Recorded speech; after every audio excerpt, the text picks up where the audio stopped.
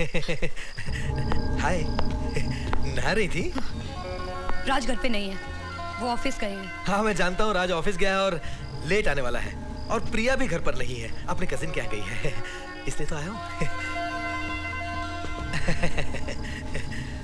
जब से मैंने तुम्हें पार्टी में देखा है, मुझसे रहा नहीं गया, इसलिए मौका मिलते ही यहाँ आ गया। दुनिया की हर किस्म की लड़कियों के साथ मैंने ऐश की है, लेकिन जो बात तुम में है वो किसी में नहीं। आप प्लीज यहाँ से चली जाइए। हाँ समझ गया, तुम राज के कॉन्ट्रैक्ट में हो इसलिए तुम्हें टेंशन है। मेरे और उसके बीच कोई प्रॉब्लम नहीं है, वो मेरा बिजनेस पार्टनर ही नहीं बल्कि बचपन का दोस्त भी है, उससे कोई ऑब्जेक्शन नहीं होगा। Let's not waste time now.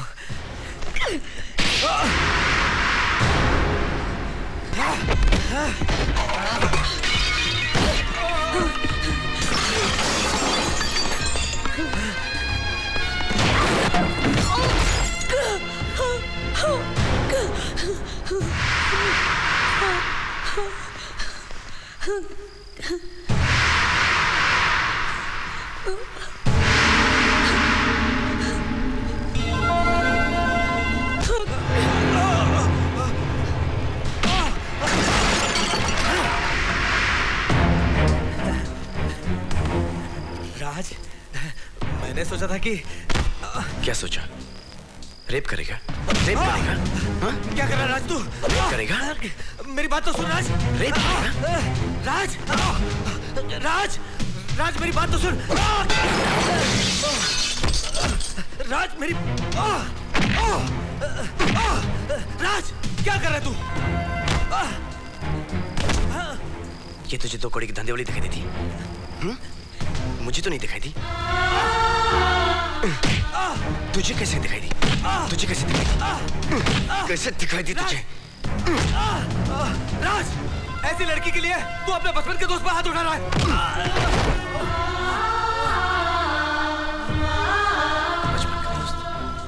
बचपन का दोस्त? मेरा भाई भी होता ना, तब भी मैं तुझे जान से मार देता, समझा?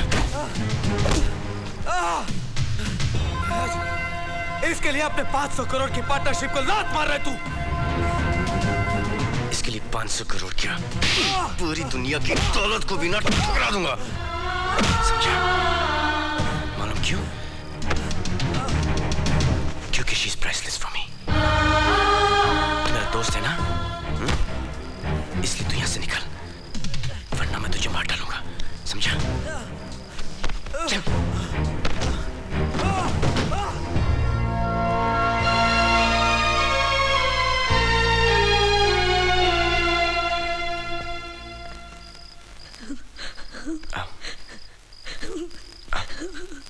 अच्छा।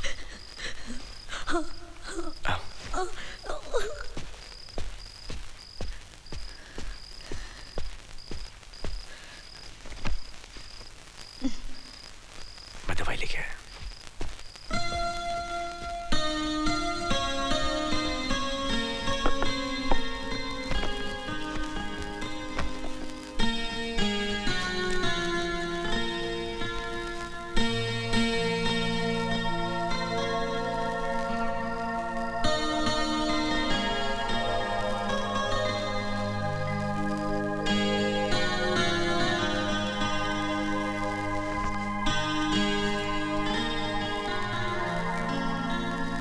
किसी भी चीज की जरूरत पड़े तो बुला लेना, ओके?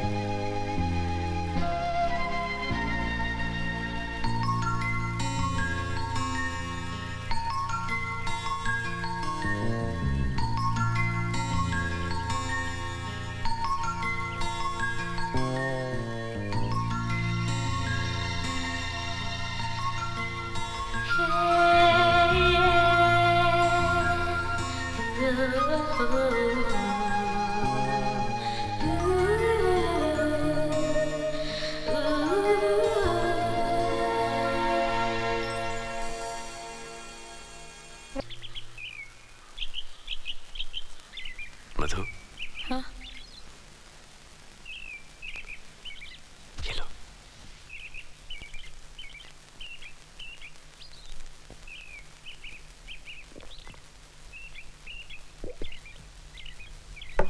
क्या सोच रही थी? अपना बचपन याद कर रही थी। जब मैं छोटी थी ना, मेरी माँ हमेशा मुझे कहानी सुनाया करती थी कि एक गरीब लड़की थी। एक दिन उसके पास सफेद घोड़े पे एक राजकुमार आया और उसे अपनी दुल्हन बना के ले गया, और फिर उसके सारे सपने पूरे हो गए। मैं भी सोते जागते यही सपना देखा करती थी। जब मैं बड़ी हुई तो मेरे लिए सफेद घोड़े तो नहीं, लेकिन बहुत सारी सफेद गाड़ियां आई। उनमें से बहुत सारे राजकुमार भी उतरे, लेकिन कोई मुझे ले जाने नहीं आया। सब मुझे खरीदने आए। तब मुझे एहसास हुआ कि ये तो बचपन में बच्चों के लिए एक परी कथा थी। असली में ऐसे थोड़ी होता है।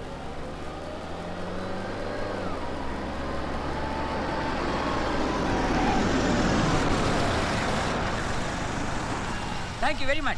राज और प्रिया तो हमें देखकर चक्कर खा जाएंगे, देखना। ए छोटू, जल्दी से सामान नीचे उतार, चल। अरे बंसी जी, इतना सामान मैं कैसे उठाऊंगा? आओ मेरे साथ।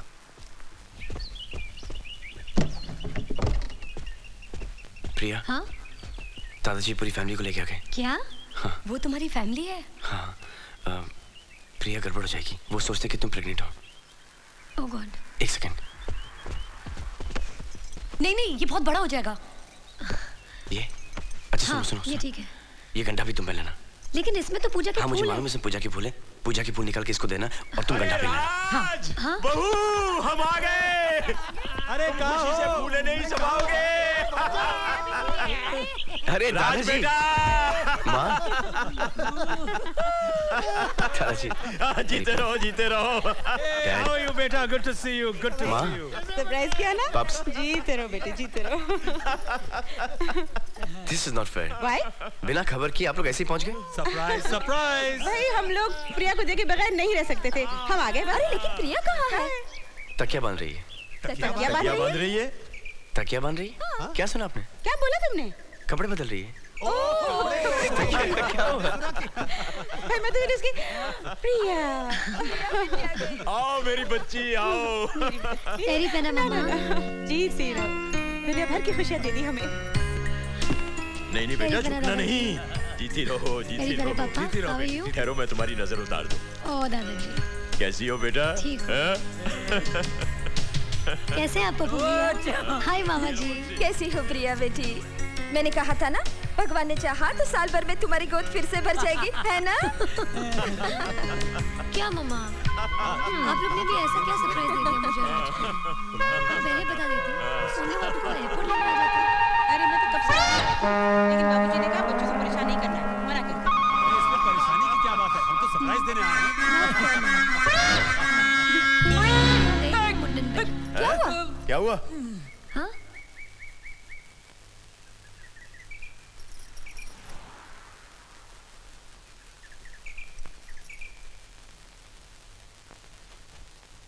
ये मेरी दोस्त की बीवी है, मधु।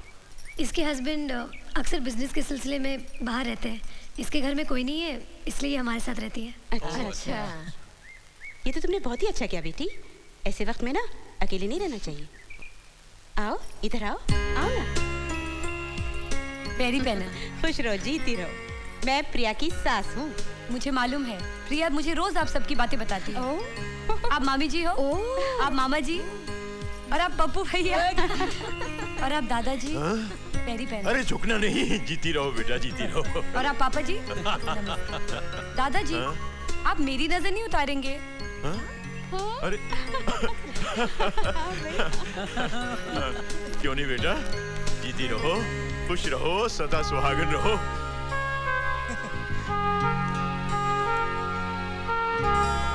ठंड की बात नहीं है, मिथुन चक्रवर्ती ऊटी में क्यों रहते हैं? ताकि वहाँ के लोगों में वो गोरा दिखाई दे। दादाजी बिस्किट। Thank you. मधु बेटा, तुम्हारा पति क्या बिजनेस करता है? जी वो इंपोर्ट एक्सपोर्ट का। हाँ दादाजी, इसलिए कभी यूके, ऑस्ट्रिया, इंडोनेशिया, हमेशा मलेशिया। बाहर ही रहता है। अच्छा अच्छा अच्छा। भाई कुछ भी हो, बिजनेस तो चलता ही रहता है, लेकिन ऐसे समय में पति को पत्नी के पास ही होना चाहिए। कोई बात नहीं बहू, जैसे हम अपनी प्रिया की देखभाल करेंगे वैसे ही इसकी भी देखभाल करेंगे।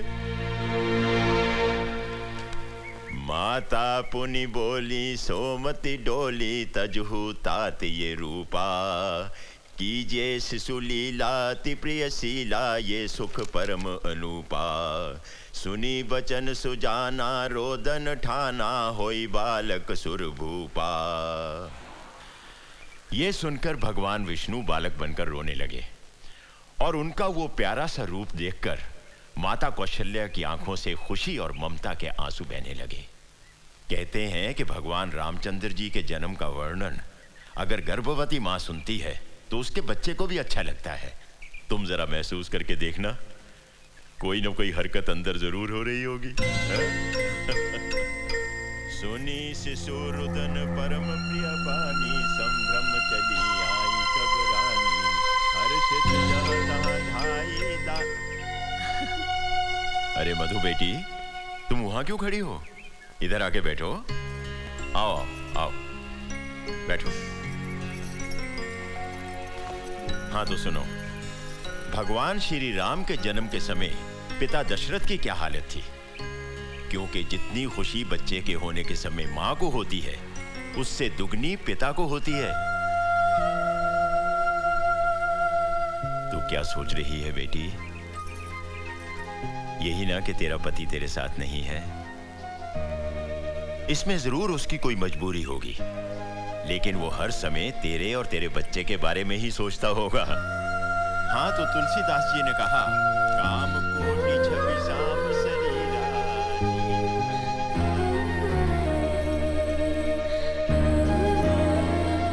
प्रिया, प्रिया बेटी। जी माँ।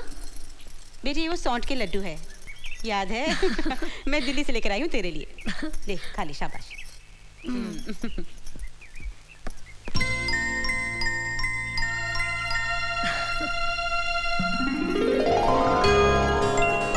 आ मधु बैठ। माँ मेरे लिए दिल्ली से सौंठ के लड्डू लाई है, इसे खाएगी ना तो बहुत फायदा होगा। खा।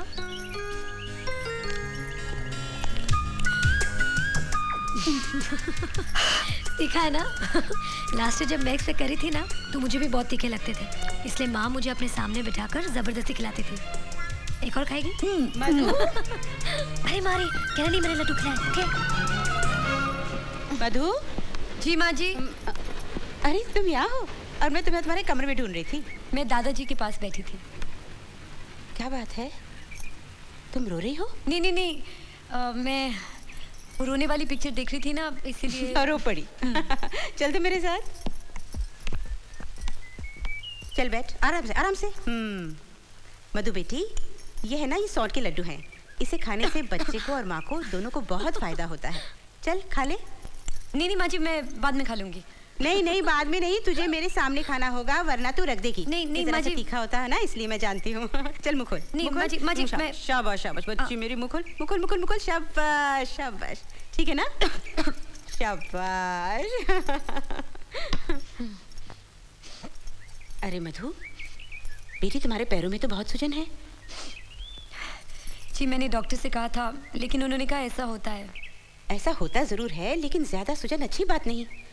मैं तेरे पैरों में ना 7 बूटी वाला तेल लगा देती हूँ, उससे सूजन कम हो जाती है। बंसी, वो 7 बूटी वाला तेल तो लाना। अभी ना। बस रख दो जी। ला बेटी। नहीं नहीं माँ जी, आप मेरे पाँव को हाथ लगाएं, मुझे अच्छा नहीं लगेगा। लेकिन मुझे तो अच्छा लगेगा। जिसे जुबान से बेटी कह दिया, उसे मन से बेटी मान भी लिया। तू मेरी बेटी है ना? हाँ?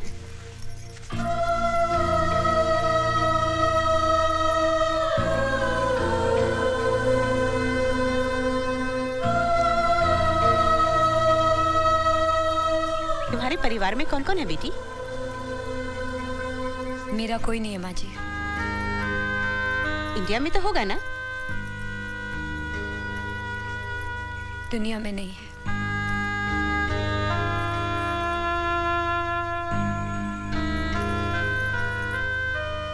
आज के बाद फिर कभी मत कहना कि मेरा कोई नहीं है। अब से ये सारा परिवार तुम्हारा है।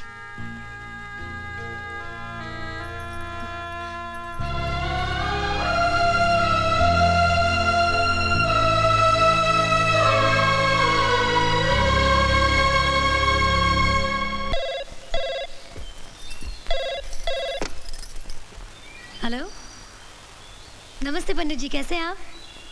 हाँ जी, 1 मिनट। दादाजी। हाँ बेटा। पंडित जी का फोन है दिल्ली से। हेलो। हाँ पंडित जी नमस्कार। किसका फोन? हाँ क्या बोल रहे? पता नहीं। ठीक है आप जैसा कहते हैं वैसा ही करेंगे। आप तैयारी कीजिए। हाँ अच्छा। हाँ। किसकी तैयारी दादाजी? राज, पंडित जी ने प्रिया की गोद भराई की रस्म के लिए 18 तारीख का मुहूर्त निकाला है। अरे मुबारक हो। हम कल ही दिल्ली जाएंगे। अच्छा रंजीत, अरे बहू। राज, हम इंडिया कैसे वापस जा सकते हैं? मधु भी तो हमारे साथ होनी चाहिए ना? क्योंकि प्रिया की गोद भराई की रस्म 18 तारीख की फिक्स हो गई है। तुम राज के साथ ऑफिस चले जाओ और फॉरेन बोर्ड की मीटिंग बुलाकर सबको समझा। जी दादाजी, ऐसा नहीं हो सकता कि आप पंडित जी को यहीं पे बुला लें और यहीं पे गोद भराई की रस्म कर लें? क्यों? क्योंकि प्रिया की डिलीवरी की डेट इसी महीने है और यहाँ पे मेडिकल फैसिलिटीज भी बहुत अच्छी हैं। अरे फैसिलिटी क्या बात कर रहे हो? एक फोन मार के सारी फैसिलिटीज मैं दिल्ली ट्रांसफर करा दूंगा। यहाँ के फैसिलिटी मिनिस्टर का नंबर क्या है? अरे यहाँ पर मिनिस्टर की फैसिलिटी ही नहीं है। अच्छा, इससे तो अच्छा बिहार है। राज बेटा, सारी मेडिकल फैसिलिटीज दिल्ली में मिल जाएंगी। और गोद भराई की रस्म तो वहाँ की जाती है जहाँ दोस्त हों, रिश्तेदार हों। You're right, माँ। हम सब इंडिया चलते हैं। मधु, मैंने तुम्हारे हस्बैंड को प्रॉमिस किया था कि मैं तुम्हारी देखभाल करूंगा, क्योंकि तुम्हारी डिलीवरी की डेट और प्रिया की डिलीवरी की डेट एक ही दिन पे है। लेकिन हम सब इंडिया जा रहे हैं गोद भराई की रस्म के लिए और मैं दादाजी की बात कभी टाल नहीं सकता। लेकिन तुम्हारे हॉस्पिटल की बुकिंग्स वगैरह मैं सब कर दूंगा और जब भी तुम्हें लेबर पेन हो तुम खुद चली जाना, इतना मैनेज कर लेना प्लीज। अरे तुम्हारा दिमाग खराब हो गया क्या? ऐसी हालत में वो बेचारी अकेली कैसे जाएगी अस्पताल?